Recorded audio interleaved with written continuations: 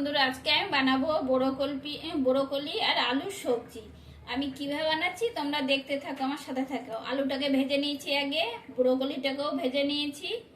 কড়াইয়ে আমি তেল দিয়ে দিলাম, এতে ফোড়নে দিচ্ছি জিরা আর তেজপাতা। দিয়ে দিচ্ছি। এবার দিয়ে দিচ্ছি পেঁয়াজ কুচিটা ভাজা ভাজা করে নেবো। এবার এর ভিতর দিচ্ছি আমি হলুদ পাউডার দিয়ে দিচ্ছি পরিমাণ মতো। আর লঙ্কাটা পেস্ট করে নিয়েছিলাম সেটা দিয়ে দিলাম। আদা লঙ্কা পেস্টটা দিয়ে দিলাম। এর ভিতরে দিয়ে দিলাম ছোট একটা টমেটো কেটে। দিয়ে দিচ্ছি জিরা পাউডার, দিয়ে দিচ্ছি ধনে পাউডার, দিয়ে দিচ্ছি পরিমাণ মতো লবণ, দিয়ে দিচ্ছি কাশ্মীরি লঙ্কার গুঁড়ো একটু। এবার সবজিটা আমি পুরো দিয়ে দিলাম।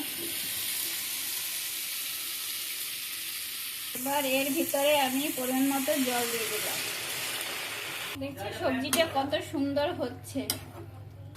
সবজিটা আমার প্রায় হয়ে এসেছে, মাখা মাখা করে হয়ে এসেছে, দেখো।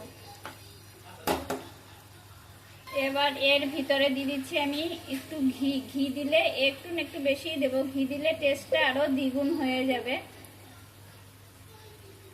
একটু চিনি টেস্টের জন্য। আর দিয়ে দিলাম গরম মশলা। এবার গ্যাসটাকে আমি বন্ধ করে দিলাম। তোমরা এইভাবে বানিয়ে খেয়ে দেখবে, খুবই সুন্দর, খুবই টেস্টি, দুর্দান্ত খেতে, ঠিক আছে। আর ব্রোকলি খাওয়া তো শরীরের পক্ষে খুব উপকার। তোমরা এইভাবে বানিয়ে খেয়ে দেখবে, আর আমাকে লাইক, কমেন্ট, সাবস্ক্রাইব অবশ্যই করবে। টাটা, বাই বাই, ভালো থেকো, সুস্থ থেকো।